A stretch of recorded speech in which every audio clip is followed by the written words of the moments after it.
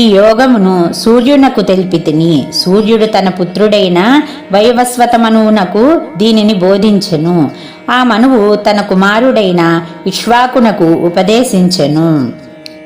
ఓ పరంతప అర్జున, ఈ విధముగా పరంపరాప్రాప్తమైన ఈ యోగమును రాజర్షులు ఎరింగిరి. కాని అనంతరము ఈ యోగము కాలక్రమమున భూలోకమునందు లుప్తప్రాయము అయినది.